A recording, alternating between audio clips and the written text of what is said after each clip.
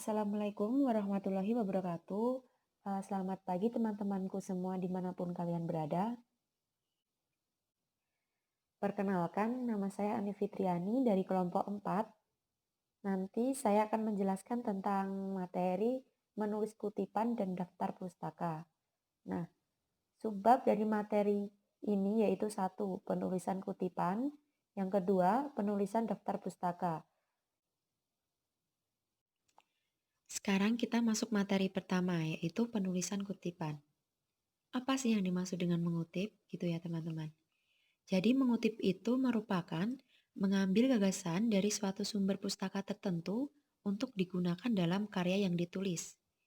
Jadi contohnya ketika kita menulis atau kita mengambil gagasan orang lain yang dimuat dalam sumber pustaka tertentu untuk kita cantumkan dalam tulisan kita.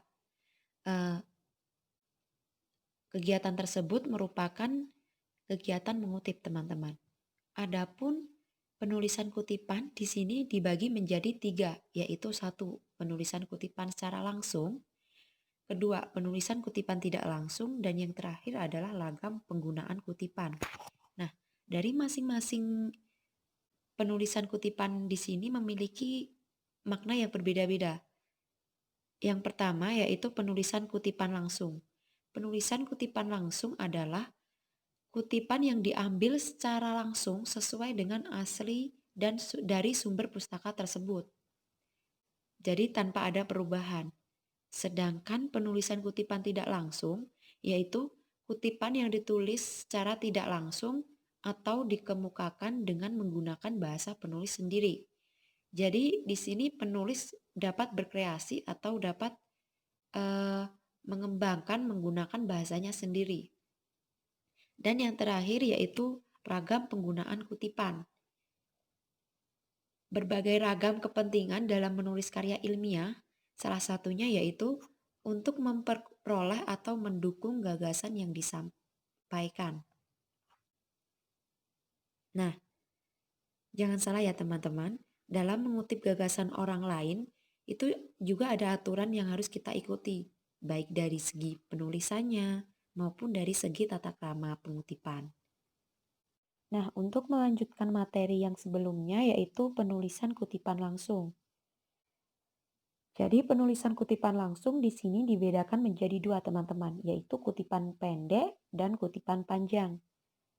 Dari kedua kutipan tersebut juga memiliki penulisan yang berbeda-beda atau aturan penulisan yang berbeda-beda.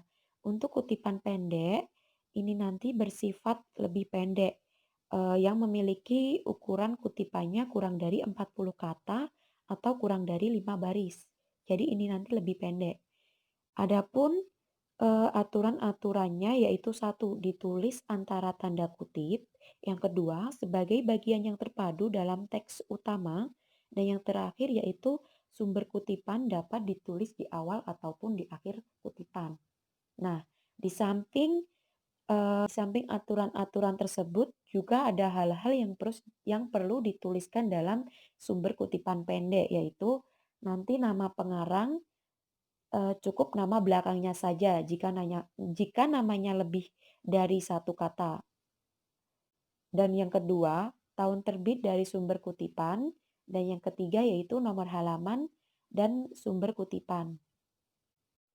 Nah, kalau kutipan panjang yaitu ukurannya berisi 40 kata atau lebih dari 5 baris. Nah, aturan yang harus diterapkan dalam pengutipan panjang yaitu 1, ditulis terpisah dari teks yang mendahului.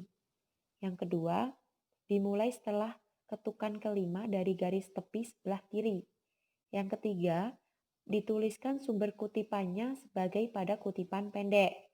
Dan yang terakhir adalah diketik dengan spasi tunggal. Nah, materi selanjutnya yaitu penulisan kutipan tidak langsung. Yang apa sih yang termasuk dalam penulisan kutipan tidak langsung? Itu termasuk seperti kutipan terjemahan, kutipan saduran, kutipan ringkasan, dan kutipan parafrase. Adapun aturan-aturan dalam penulisan kutipan tak langsung ini, teman-teman. Jadi yang pertama adalah ditulis tanpa tanda kutip. Kalau yang penulisan kutipan langsung ditulis menggunakan tanda kutip. Kalau penulisan kutipan tidak langsung ini ditulis tanpa tanda kutip. Jadi kebalikannya. Yang kedua, nama dari sumber kutipan dapat ditulis di awal ataupun di akhir kutipan. Yang ketiga, penulis terpadu dalam teks atau penulisan terpadu dalam teks. Yang terakhir, nomor halaman kutipan tidak harus disebutkan. Nah, selanjutnya adalah ragam penggunaan kutipan. Adapun ragam kutipan digunakan untuk keperluan, yaitu satu, untuk memperkuat penyusunan simpulan, yang kedua, sebagai simpulan pembahasan yang ditulisnya, dan yang terakhir adalah sebagai paparan pembahasan. Materi yang selanjutnya yaitu teknik penulisan daftar pustaka. Sebelum saya menjelaskan tentang teknik penulisan daftar pustaka, saya akan memberi penjelasan sedikit tentang daftar rujukan. Jadi apa sih yang dimaksud dengan daftar rujukan? Jadi daftar rujukan itu merupakan daftar yang berisi buku, penelitian, artikel, atau bahan lainnya yang dikutip secara langsung maupun tidak langsung. Adapun hal-hal yang harus dituliskan dalam daftar rujukan, teman-teman. Di sini saya menyebutkan 5 poin. Poin yang pertama yaitu nama pengarang. Nama pengarang di sini ditulis dengan urutan yang pertama yaitu nama akhir, selanjutnya nama awal, dan nama tengah tanpa gelar akademik. Yang kedua yaitu tahun penerbitan. Yang ketiga, judul termasuk subjudul. Yang keempat, tempat penerbitan, dan yang terakhir adalah nama penerbit. Setelah saya menjelaskan di slide sebelumnya, unsur-unsur tersebut itu dapat bervariasi, teman-teman. Jadi tergantung jenis sumber pustakanya. Di sini nanti saya akan menyebutkan 15 sumber pustaka. Untuk sumber pustaka yang pertama yaitu bersumber dari buku. Adapun cara penulisan yang bersumber dari buku yaitu satu, nama pengarang yang terdiri dari 2 bagian ditulis dengan urutan nama akhir diikuti tanda koma, nama awal disingkat atau tidak disingkat, dan diakhiri tanda titik. Jadi untuk nama awal ini disingkat boleh atau tidak disingkat juga boleh, akan tetapi diakhiri dengan tanda titik. Yang kedua yaitu tahun penerbitan ditulis setelah nama pengarang dan diakhiri dengan tanda titik. Yang ketiga, judul buku digarisbawahi atau ditulis dengan huruf miring dengan huruf besar pada awal setiap kata kecuali kata hubung.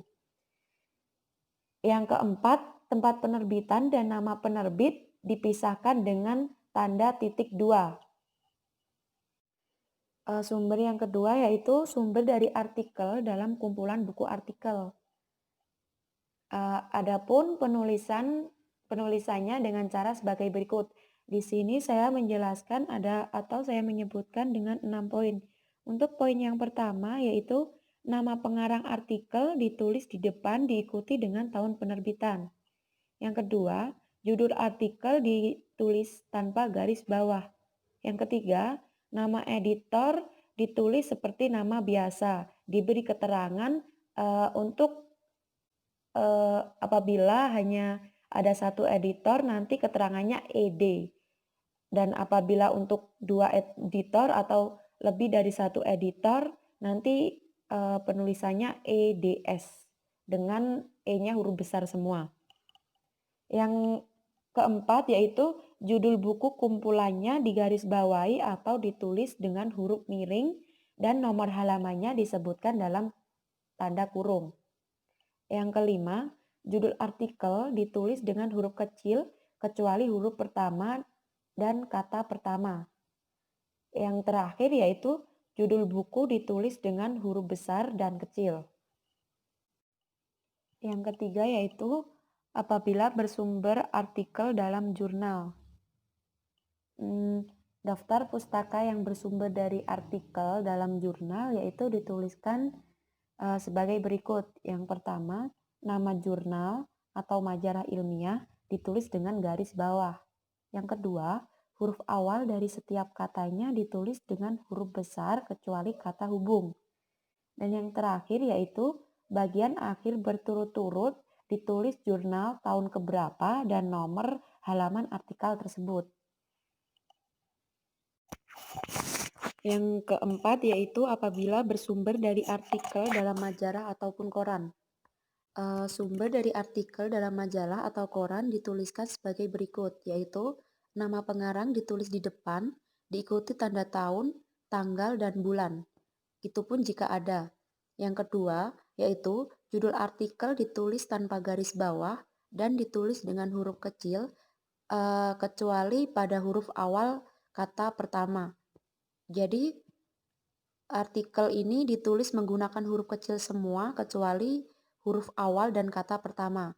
Yang ketiga yaitu nama majalah ditulis dengan huruf kecil kecuali huruf pertama dari setiap kata dan diberi garis bawah. Yang keempat, nomor halaman disebutkan pada akhir bagian.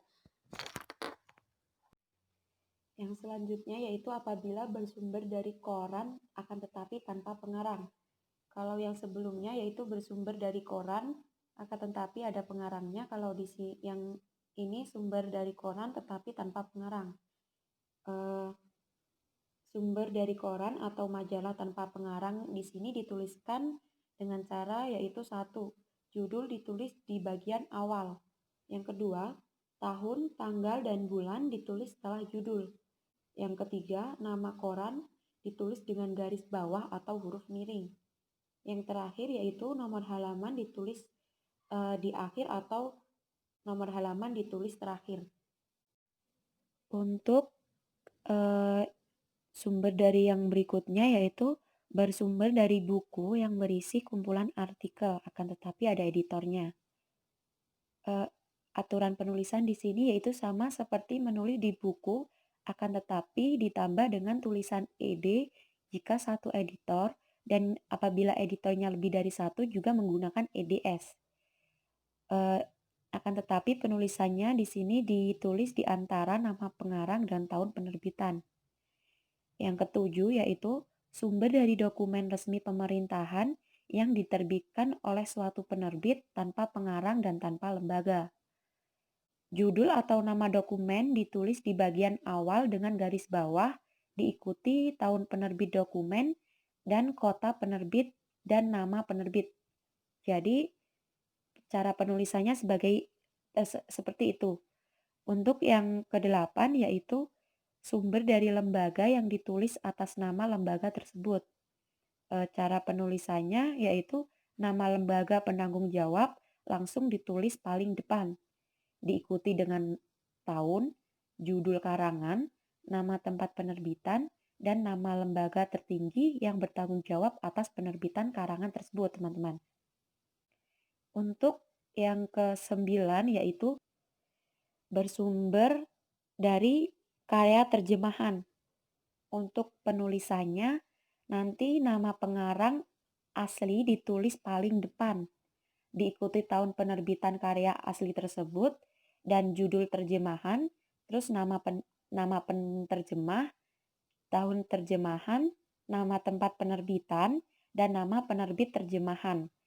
Untuk catatan, apabila tahun penerbitan buku asli tidak dicantumkan atau dituliskan dengan kata tanpa tahun, gitu teman-teman. Untuk yang ke-10 yaitu bersumber atau sumber berupa penelitian, tesis, atau disertasi. Cara penulisannya yaitu nama penyusun ditulis paling depan, diikuti tahun yang tercantum pada sampul, penelitian, tesis, atau disertai ditulis dengan garis bawah diikuti dengan pernyataan penelitian, tesis, atau disertasi tidak diterbitkan. Nama kota tempat perguruan tinggi dan nama fakultas serta nama perguruan tinggi. Yang selanjutnya yaitu bersumber atau sumber berupa penelitian yang disajikan dalam seminar, penataran, atau lokakarya. Cara penulisannya nanti yaitu nama penyusun ditulis paling depan dan dilanjutkan dengan tahun penyajian penelitian.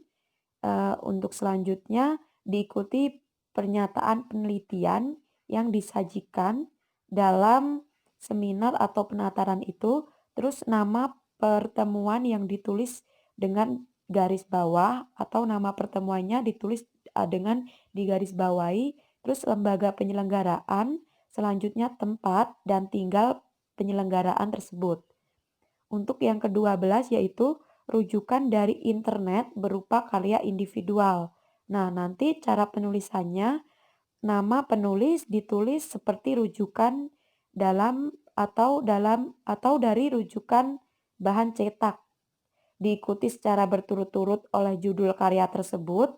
Nah, nanti untuk penulisan judul ini dicetak miring dengan diberi keterangan dalam kurung online gitu. Dan diakhiri dengan alamat sumber rujukan tersebut disertai dengan keterangan kapan diakses dan itu pun diberi tanda kurung teman-teman. Yang ke-13 yaitu rujukan dari internet berupa artikel dari jurnal. Kalau yang tadi berupa karya individual, kalau yang ini berupa artikel dari jurnal teman-teman.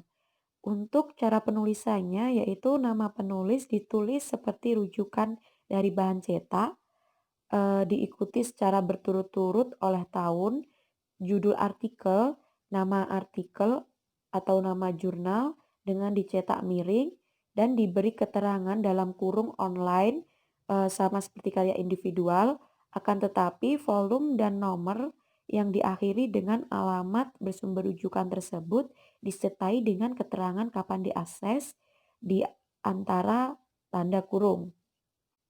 Nah, untuk yang ke-14 yaitu rujukan dari internet berupa bahan diskusi.